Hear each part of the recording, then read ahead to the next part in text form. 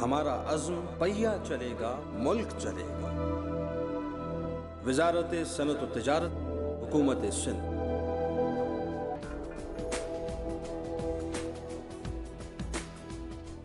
صوبائی وزیر صنعت و تجارت سندھ رؤوف صدیقی نے مئی 2008 میں وزارت کا چارج سنبھالتے ہی صوبہ سندھ کو صنعتی اور معاشی بحران سے نکالنے کے لیے نہ صرف یہ کہ بھرپور، واضح اور جامع پالیسیاں بنائیں، بلکہ ان پر فوری طور پر عملی اقدامات بھی شروع کر دیے۔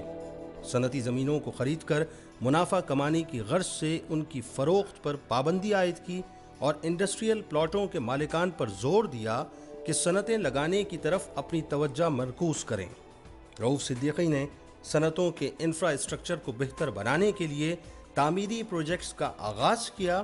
اس سلسلے میں سائٹ لمیٹڈ کی جانب سے اندرون سندھ، حیدرآباد، سکھر، نواب شاہ، لاڑکانہ، خیرپور میرس، دادو اور نوری آباد میں مختلف صنعتی منصوبوں پر تیزی سے کام شروع کیا گیا۔ رؤوف صدیقی نے وزارت صنعت و تجارت سندھ کا چارج سنبھالنے کے ایک ہفتے بعد ہی صنعت کاروں اور تاجروں کا ایک عظیم الشان کنونشن منعقد کیا، جس میں ان کے مسائل کے ساتھ ساتھ ان کے حل کے لیے بھی تجاویز طلب کی گئیں۔ رؤوف صدیقی نے کہا کہ ان تمام مسائل اور تجاویز پر مبنی ایک official document government of Sindh کی جانب سے تیار کیا جائے گا اور اس میں وہ تمام نکات موجود ہوں گے کہ ایک انڈسٹریلسٹ کو اور ایک ٹریڈر کو پرابلمز کیا ہیں۔ اس کنونشن میں 800 سے زائد صنعت کاروں اور تاجروں نے شرکت کی اور رؤوف صدیقی کے اس اقدام کو بے حد سراہا۔ کاٹیج انڈسٹری کو فروغ دینے کے لیے مٹھی، تھرپارکر اور حالہ میں 8 ڈیژن کالونیز تعمیر کی جا رہی ہیں۔ ان کا بنیادی مقصد یہ ہے کہ جو غریب دستکار مالی وسائل میسر نہ ہونے کی وجہ سے اپنا آبائی فن چھوڑ کر مزدوری کا پیشہ اختیار کرنے پر مجبور ہو گئے ہیں، انہیں سہولیات بہم پہنچا کر واپس ان کے پیشے سے منسلک کیا جائے۔ اس سلسلے میں مٹھی میں 100 مکانات تعمیر کیے جا رہے ہیں۔ ان مکانات کا ایک کمرہ دستکاروں کے کام کے لیے مخصوص ہوگا۔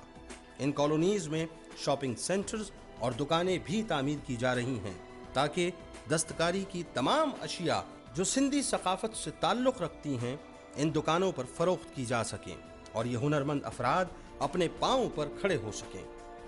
تاجروں اور صنعت کاروں کی تقریبات میں رؤوف صدیقی کی شرکت کا عمومی منظر۔ قوموں کی زندگی میں ایسے واقعات، ایسے لمحات، ایسے حادثات، ایسے ثانیات آتے رہتے ہیں۔ دنیا کی ترقی یافتہ قوموں کو اٹھا کے دیکھ لیں، وہ تو 10-10 برس اپنے ان بحرانوں کی کیفیت میں رہی ہیں، لیکن سوچنا یہ ہوتا ہے کہ قوم کس طرح رسپونڈ کرتی ہے اپنے ایشوز کے اوپر، اپنے بحرانوں کے اوپر۔ یہ بحران بھی مستقل نہیں ہے اور جب قوم مل کر ان بحرانوں پہ قابو پانے کی کوشش کرتی ہے تو پھر اللہ کی رحمتیں بھی شامل ہوتی ہیں اور نتیجہ یہ نکلتا ہے کہ آہستہ آہستہ ان بحرانوں سے نکل جاتا ہے۔ ایکسپو سینٹر میں صنعت کاروں کی جانب سے ایک صنعتی نمائش منعقد کی گئی جس میں صنعتی حلقوں نے بھرپور دلچسپی کا مظاہرہ کیا۔ اس میں مختلف اشیاء کے اسٹالز لگائے گئے۔ رؤوف صدیقی نے ہر اسٹال پر جا کر وہاں رکھی گئی اشیاء کا معائنہ کیا اور ان کے متعلق مختلف سوالات بھی کیے۔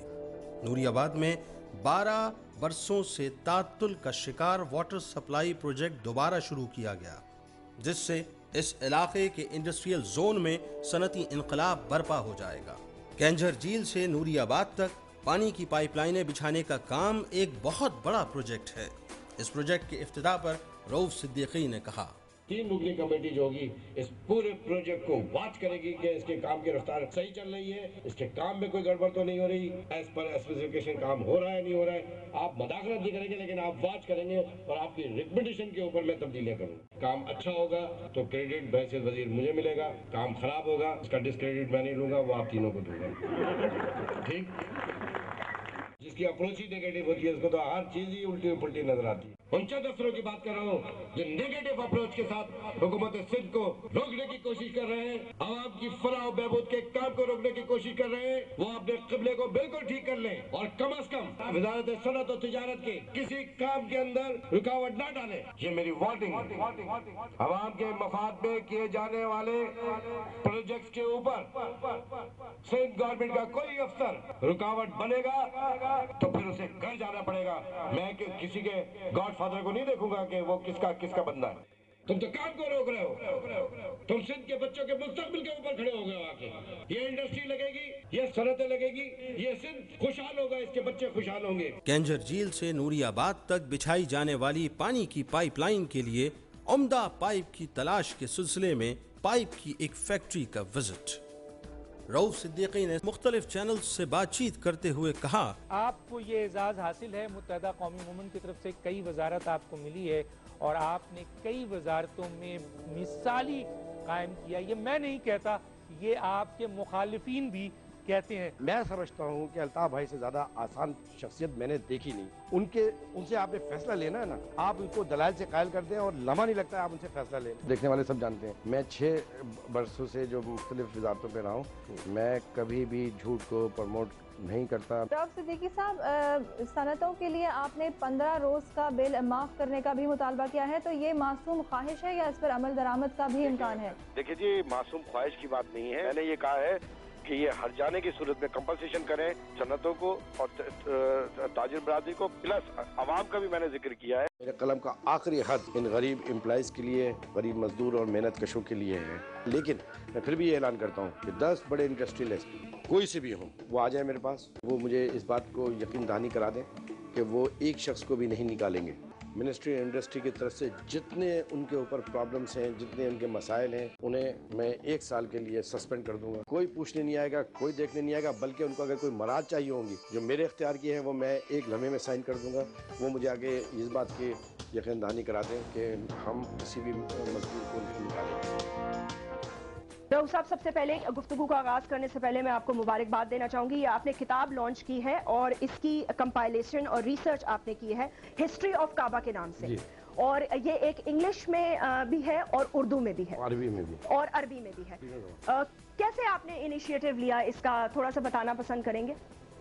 काबे की मुख्तलिफ तारीख़ और मुख्तलिफ रवायात मुख्तलिफ अंदाज से बयान की जाती थी, तो ये काफ़ी ज़माने से तो जहन के अंदर था कि ये काबा कब बना, इसकी तारीख़ क्या है, और इसकी तारीख़ क्या हज़रत इब्राहिम अलैहिस्सलाम और हज़रत इस्माइल अलैहिस्सलाम से शुरू होती है या इससे पहले भी कोई चीज़ थी। सिंध असेंबली के फोरम पर रऊफ सिद्दीकी ने अपना मतम नज़र हमेशा ही बड़े जुर्रतमंदाना और बेबाक अंदाज में बयान किया है। बजट 2009 और 2010 पर उन्होंने अपने ख्यालात का इजहार करते हुए कहा, ये बजट एक और तारीखी दस्तावेज में तब्दील हो जाता अगर कैबिनेट के वज़रा को ऑन बोर्ड ले लिया जाता, खास तौर पे उन तरक्याती प्रोग्राम में जो पूरे सिंध के लिए इस बजट में रखे गए हैं। इसके अंदर MPS को भी अगर इन्वॉल्व कर लिया जाता, ये बात मैं तकरीबन हर दफ़ा को नोटिस दिलाता रहा हूँ कि इनको ऑन बोर्ड लेना बहुत ज़रूरी है। ये अपने अपने इलाकों के अंदर कोई अच्छी तजवीज़ ही दे सकते हैं, और फिर ये कैबिनेट में ये होना चाहिए कि सिर्फ 1 घंटे का इजलास ना हो, बल्कि सुबह बुलाकर लॉक कर लिया जाए। दोपहर को अगर 3 बजे तक इजलास है तो 3 बजे तक इसके ऊपर खुल के बहस हो, इसके ऊपर एक जुज़ियात के ऊपर बात हो। नवाबशाह में मुख्तलिफ सनती मंसूबों का इफ्तिताह किया और तामीरी और तरक्याती कामों का जायजा लिया। इस दौरे में इनके हमरा कस्टोडियन ऑफ काबा अब्दुर्रहमान अल शेबी और ओमान और कुवैत के कौंसलर जनरल भी थे। दौरा नवाबशाह के मौके पर मुअज़्ज़िज़ीन शहर ने मेहमानों को सिंधी अजरकें पहनाई और इनकी आमद पर अपनी खुशी और महब्बत का इजहार किया। नवाबशाह में मुख्तलिफ चैनल से बातचीत करते हुए कहा कि वो यहाँ एग्रो बेस इंडस्ट्री के लिए सरमायाकारों की भरपूर तवज्जो मबजूल कराना चाहते हैं। जहाँ प्रोडक्शन होगी, अगर वहीं इंडस्ट्री कायम हो जाए तो इस सनत को मजीद तरक्की मिलेगी। खास तौर से